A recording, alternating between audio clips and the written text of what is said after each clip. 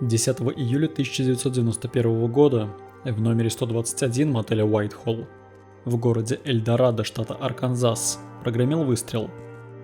С места преступления выбежал мужчина с пистолетом в руках. Он направился к своей машине и уехал прочь. Когда в номер вошли полицейские, они обнаружили на полу мертвую женщину с огнестрельным ранением в голове. Женщина была европейской внешности, возраст от 18 до 30 лет, с коричневыми волосами до плеч, ранее она была крашеной блондинкой. Ее глаза были голубыми. Рост женщины составлял 180 сантиметров, вес 70 килограммов. Она была одета в отбеленные кислотой джинсы с черным ремнем, белую футболку, белые кеды с белыми носками по щиколотку. На правой руке был браслет золотистого цвета и 2 резинки для волос. Под левой грудью у нее была родинка, а также веснушки на лице, 2 пирсинга в левом ухе, 3 в правом, шрамы под правым глазом и на левом запястье. Убийцу женщины нашли буквально сразу. Им оказался Джеймс Макалпин. Макалпин был бывшим парнем и по совместительству сутенером Джейн Доу. Его осудили за убийство 1 степени и нанесение побоев 2 степени. Макалпин знал Джейн Доу под именем Мерседес. Их отношения не отличались спокойствием и любовью. На протяжении 1991 года Джейн Доу постоянно поступала в местное отделение неотложной помощи с побоями, которые ей нанес Макалпин. Дошло даже до того, что друзья и местные полицейские попытались вытащить девушку из этих отношений. Наконец, в июне 1991 года она ушла от сожителя и отправилась жить к подруге по имени Андреа Кугзи. Вскоре после ухода Макалпин начал названивать подруге на квартиру и угрожать, что убьет Мерседес, если она начнет искать себе нового парня. В июле 1991 года Макалпин позвонил снова и предложил девушке денег за возможность увидеть ее. Джейн Доу согласилась, хотя Андреа уговаривала подругу не ходить. Джейн Доу ответила, что ей нужны деньги, чтобы купить подарки своим детям. В итоге она согласилась на встречу в расположенном неподалеку мотеле Уайтхолл. Сосед Макалпина, Рой Чарльз Мэннон, пошел в номер 121, чтобы забрать аудиокассеты, которые он одолжил Макалпину ночью 10 июля. На стук в дверь ответила Джейн Доу. Когда он спросил про кассеты, она ответила: «Тебе нужно поговорить с ним». Оттолкнула его и выбежала из номера на парковку. За ней на парковку проследовал сам Макалпин. Избил ее прямо на парковке и закричал: «Возвращайся в номер, сука!» и поволок ее за волосы обратно. После этой сцены сосед Рой зашел в свой номер и закрыл от греха подальше дверь на замок. После этого он слышал словесную перепалку, а затем прозвучал выстрел. У многих сейчас возникает вопрос: почему же Рой не помешал соседу и позволил избивать беззащитную белую девушку? Но в районе, где происходили все события, наблюдался повышенный уровень преступности. И если вмешаться в чужие разборки, тем более не разобравшись, что к чему, можно было нажить себе неплохих проблем. Вплоть до того, что тебя и самого могли убить. Попросту говоря, сосед испугался за свою безопасность. Андреа, подруга Джейн Доу, как раз собиралась идти в мотель, но тут услышала выстрелы. «О нет, он не мог этого сделать», — подумала она. Она пошла разведать обстановку и увидела Макалпина, спешно покидающего территорию мотеля. Андреа зашла в номер 121 и увидела на полу тело Джейн Доу. Макалпин рассказал, что Мерседес покончила с собой. Выполнила то, о чем недавно угрожала. По понятным причинам полиция не поверила в его историю. В больнице подтвердили, что девушка неоднократно поступала с побоями, а заявления Андреа и Роя, а также других свидетелей, которые видели Макалпина с оружием в руках, послужили явным доказательством его вины в убийстве. В итоге Макалпина отправили за решетку на 15 лет, из которых он отсидел 13 и впоследствии вышел по УДО. Однако на этом история не закончилась. Оставалось неясным, кого же именно он убил. Полицейские нашли документы Джейн Доу с ее фотографиями, а также карточку социального страхования. Все они были выданы на имя Шерил Энн Уик из Миннеаполиса, штат Миннесота. Полицейские позвонили ее родителям, чтобы сообщить страшную новость. Их дочь убита. Конечно, родителей шокировала эта новость. С родителями была сестра девушки. Она также была убита горем и в истерике начала набирать номер Шерил. И ко всему общему удивлению та ответила. Находясь в состоянии аффекта, сестра спросила: «Ты что, убита?» На что Шерил сквозь смех проговорила: «Нет, я в порядке». У полицейских сразу же проскользнула мысль, что Джейн Доу украла личность Шерил Энн Уик. Настоящая Уик работала танцовщицей в группе Party Time и всегда носила документы в своей сумочке, в том числе и карту социального страхования. Находясь на работе, многие имели доступ к ее личным вещам. До звонка полиции она даже не знала, что карта социального страхования была украдена. До сих пор неизвестно, украла ли Джейн Доу эту карту сама или же купила ее на черном рынке. Но Шерил не узнавала Джейн Доу, и это был один из первых тупиков в этом сложном деле. Среди вещей Джейн Доу была обнаружена Библия. На ней были написаны имена членов семьи Страуд: Вилли Джеймса Страуда, Шерон Ивет Страуд, Ладонна Элани Страуд, Джонни Ли Страуда, Виолы Элизабет Росс Страуд, Донны Джин Страуд, Бобби Джона Страуда и Вилли Джеймса Данцлера-старшего. Полицейские предположили, что книга является семейной реликвией, поэтому решили пообщаться с семьей Страуд. В конце концов они добрались до города Ирвин, что в Техасе. Однако полицейские быстро сообразили, что члены этой семьи не те люди, которые им нужны. Потому что все они были темнокожими, а Джейн Доу была белой женщиной. Однако Страуды подтвердили, что эта девушка жила с ними со второй половины 1990 года. Они знали ее как Шерил Энн Уик, беглянку из Луизианы, которая переехала туда из Миннеаполиса. Это был второй тупик в расследовании. У Страудов был дневник девушки. Было предоставлено всего несколько страниц из него, но и благодаря этим страницам удалось получить несколько зацепок. В записи от августа 1990 года говорилось, что она и ее парень, возможно Макалпин, останавливались с женщиной по имени Гейл и мужчиной по имени Тайрон. Место было неизвестно, но это точно был не Техас, поскольку в этой же записи она писала, что собирается поехать на работу в Техас. Есть предположение, что эта запись была сделана в Шривпорте, Луизиана. В записи также фигурирует бабушка Гейл, которая жила во Фресно и которая недавно перенесла сердечный приступ. По всей видимости, Гейл не нравилось, что Джейн Доу и ее парень живут у них. К сожалению, следователям так и не удалось выяснить, кем же были эти Гейл и Тайрон. Это был еще один тупик в расследовании. Джейн Доу также имела необычное хобби. Она коллекционировала меню из ресторанов Норфолка и Виргинии-Бич, городов штата Виргиния. Среди них было меню ресторанов Phillips Waterside, Raven и Worrell Bros. Полицейские нашли среди ее вещей листовку из студии звукозаписи Boyd Sound Studio, расположенной в Вайле, штат Техас. Кроме того, полицейские связали Джейн Доу с несколькими другими личностями: Келли Ли Карр, Келли Карр через K, Келли Карр через C, Шерил Энн Уик, Шерил Уик, Шерил Кауфман, Хелен Стеннер и Мерседес. Ни одно из этих имен не оказалось настоящим, а самым любимым среди них было Шерил Энн Уик. Благодаря всем этим псевдонимам полицейским удалось отслеживать местонахождение Джейн Доу за последний год. Выяснилось, что в конце 80-х она проживала в городе Виргиния-Бич, штат Виргиния. Примерно в 1990-1991 году Джейн Доу работала в клубе Prime Time в городе Литл Рок, Арканзас. Там она работала стриптизершей под именем Келли Карр, через C, из Флориды.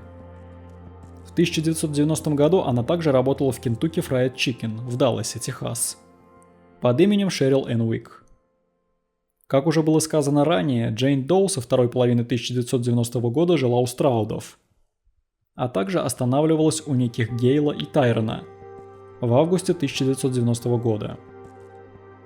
31 декабря 1990 года Джейн Доу была арестована в Далласе за занятие проституцией. Ее оформили под именем Шерил Энн Уик из Миннесоты. В качестве адреса проживания она указала 4300 бульвар Харри Хайнс, 27, в Далласе. По этому адресу располагается модель «Карусель», очень популярное среди проституток место. Там в номере 66 жила она. Туда же приходили и ее клиенты. Джейн Доу снова была арестована 26 января 1991 года. Снова за занятие проституцией. 8 февраля она еще раз была арестована за публичное непристойное поведение. В начале 1991 года она какое-то время жила с Макалпином в Шрифпорте, Луизиана. Сам Джеймс Макалпин утверждал, что здесь же их навещала мама и сестра Джейн Доу. Вскоре после этого они переехали в Эльдорадо, Арканзас. Здесь Джейн Доу стала завсегдатаем отделения неотложной помощи из-за постоянных побоев со стороны Макалпина. В больнице ее оформляли как Келли Карр. В мае 1991 года ее арестовали за подделку чеков все в том же Эльдорадо. Это была последняя известная точка маршрута загадочной женщины. Но какую историю рассказал сам Джеймс Макалпин?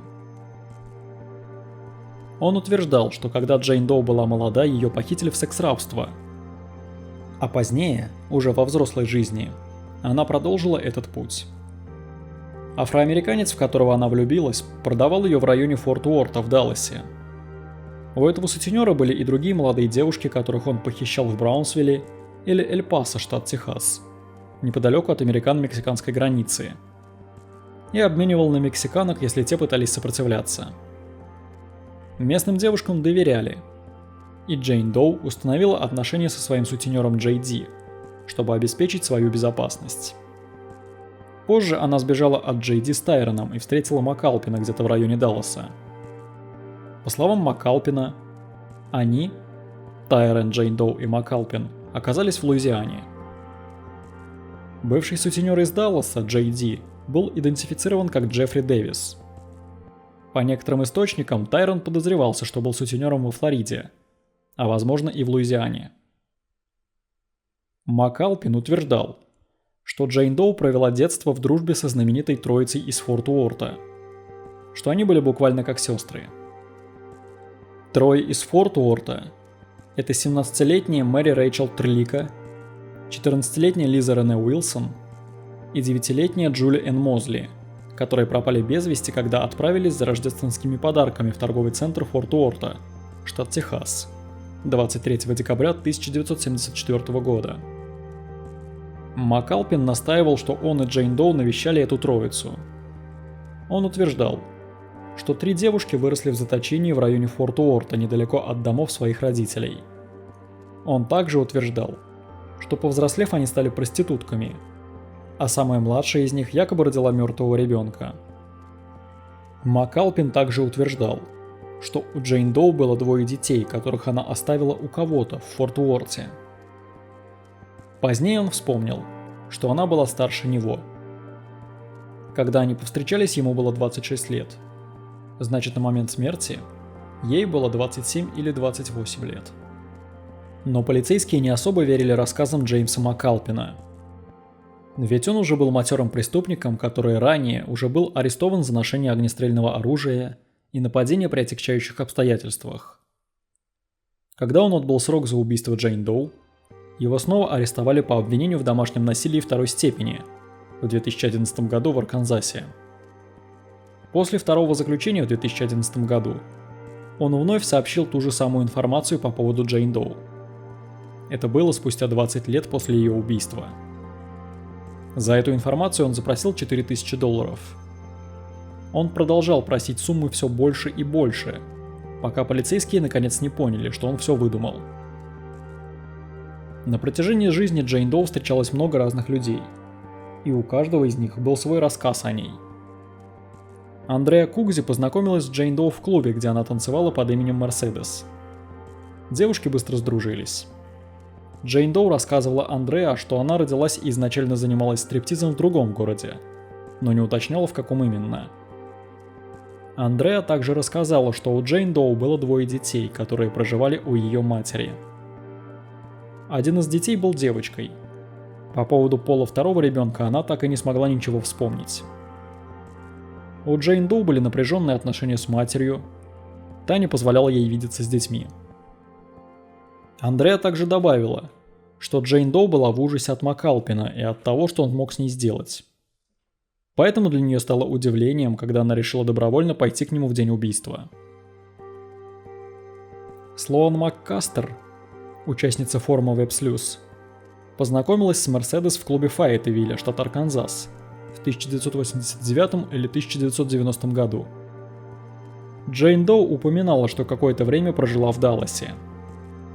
Они сдружились, и она описала Джейн Доу как робкую и боящуюся своего парня, предположительно МакАлпина. МакКастер недоумевала, почему Джейн Доу не уходила от него. Она предположила, что у него был на Мерседес какой-то компромат, который позволял держать ее на коротком поводке. Именно дело Джейн Доу из Эльдорадо побудило Слоан МакКастер погрузиться в пучину нераскрытых дел и неразгаданных тайн. Племянница МакАлпина по имени Даниэль познакомилась с Джейн Доу в возрасте 9 лет и общалась с ней в течение года. Она называла Джейн Доу тетей Шерил, что указывает на то, что девушка использовала личность Шерил Энн Уик. Джейн Доу и МакАлпин приезжали к бабушке Даниэль и рассказывали, что недавно вернулись из Флориды. Даниэль описывала Джейн Доу милой и доброй, но было ощущение, будто она бежит от чего-то. Даниэль также думала, что она была стриптизершей благодаря одежде, а также что у нее всегда было много денег.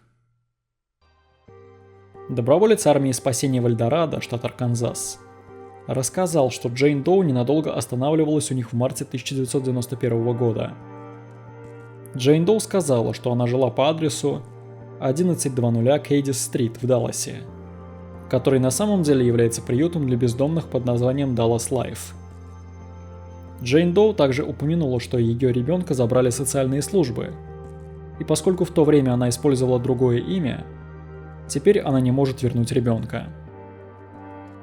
Записи приюта были либо утеряны, либо уничтожены. Источники отличались, а сам приют переехал.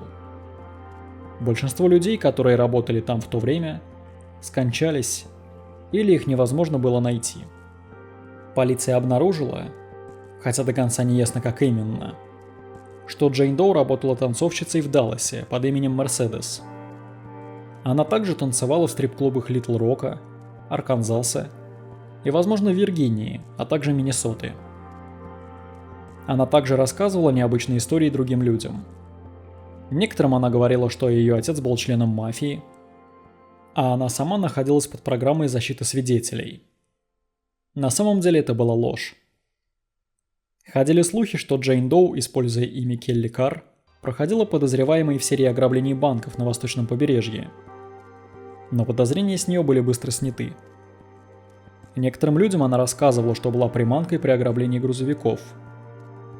Она сказала, что работала вместе с черным мужчиной, который застрелил одного из них и теперь скрывается.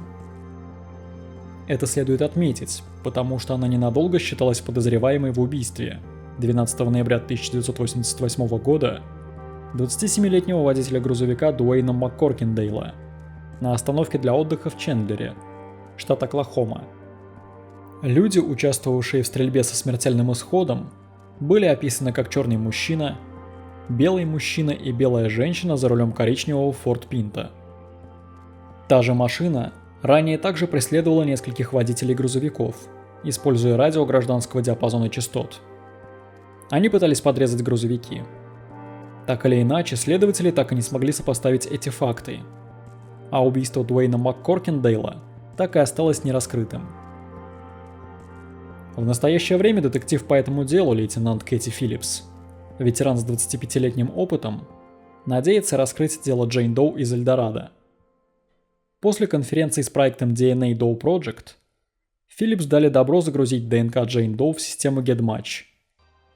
В январе 2019 года Филлипс уведомили, что ДНК совпала с ДНК женщины из Алабамы по имени Кристина Тилфорд. Ее нашли в соцсетях и отправили ей сообщение. Специалист по генеалогии, помогавший полиции в этом деле, отследил общих родственников Джейн Доу и Кристины Тилфорд. Ими оказались Дэниел Вуд и Мэйми Картер из Виргинии, у которых было 9 детей, и которые были прадедушкой и прабабушкой Кристины Тилфорд. Тилфорд была двоюродной сестрой Джейн Доу, но она так и не смогла ее вспомнить. Однако, когда Кристине показали фотографии Джейн Доу, она заметила, что у нее есть некое сходство, присущее всем членам их семьи. Тилфорд загрузила свои образцы ДНК, чтобы найти семейные корни, и заявила: «Я была по-настоящему шокирована. Я не ожидала, что от этой процедуры будет такой эффект». Опросив других членов семьи, никто так и не смог вспомнить, чтобы кто-то из родственников пропадал без вести, сбегал или был отдан в детский приют. Это дало Кристине основание полагать, что Джейн Доу была внебрачным ребенком и не общалась со своим отцом, поскольку совпадения обнаружились в профиле отцовской ДНК. В настоящее время идет сбор образцов ДНК остальных членов семьи, чтобы сузить круг поиска. Кристина Тилфорд добавила: «Ее история просто разбивает мне сердце. Она заслуживает имени. И было бы замечательно, если бы мы смогли найти детей, которые у нее могли быть». О Джейн Доу известно не так много, но все же есть информация, согласно которой мы можем сделать некоторые выводы. Она родилась, вероятно, между 1960 и 1973 годами. Если у нее есть дети, то они могли быть рождены между 1975 и 1990 годами, поскольку те люди, которые видели ее в 1990 году, не упоминали, чтобы она была беременна. В телеграм-канале выложен список людей, которые могли быть убитой Джейн Доу из Эльдорадо. У них есть общие черты с жертвой: физиологические характеристики, шрамы, возраст и другие соответствия. Ссылка на телеграм-канал указана в закрепленном комментарии. Среди всех похожих девушек наибольший интерес представляет Ева Мария Рейдл. Она использовала несколько псевдонимов и стремилась вести кочевой образ жизни. Считается, что она сбежала из дому, что уже делала ранее. Также она, как и Джейн Доу, отбеливала свои темно-каштановые волосы, чтобы стать блондинкой.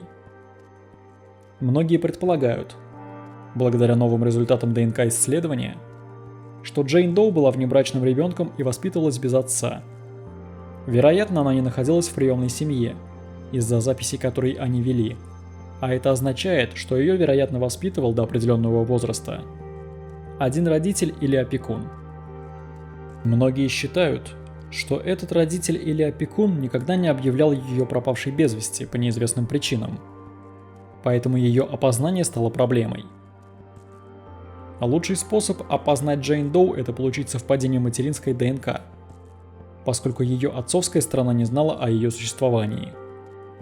Еще один способ установить ее личность, если у нее действительно были дети, заключается в том, что некоторые записи о них могут существовать в службах США, что означает, что их можно отследить и проверить их ДНК.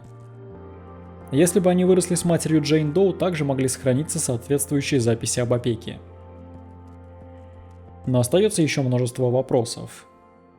Почему она использовала так много разных личностей? Многие поговаривают, что у МакАлпина был какой-то компромат на нее. Но какой – это тоже вопрос. От чего или от кого она пряталась? Почему в день убийства она отправилась на встречу с человеком, который постоянно избивал ее? Имела ли она детей? Кто такие Гейл и Тайрон, у которых она жила непродолжительное время? На самом ли деле она была знакома с пропавшей троицей из Форт Уорта? Говорил ли МакАлпин правду? На некоторые из этих вопросов можно будет ответить, когда будет известна ее настоящая личность. Но некоторые вопросы так навсегда и останутся без ответа. Так или иначе, ее жизнь оборвалась более 30 лет назад. И загадка личности этой женщины продолжает интересовать многих следователей ничуть не меньше дел Дэвида Литтона, Лори Эрики Рафф, Джозефа Ньютона Чендлера III. Если вам понравилось это видео, поставьте ему лайк и напишите комментарий. В настоящее время это единственная возможная поддержка авторов. Отдельное спасибо зрителям из России, которые продолжают смотреть ролики через VPN. Всем спасибо, до скорых встреч!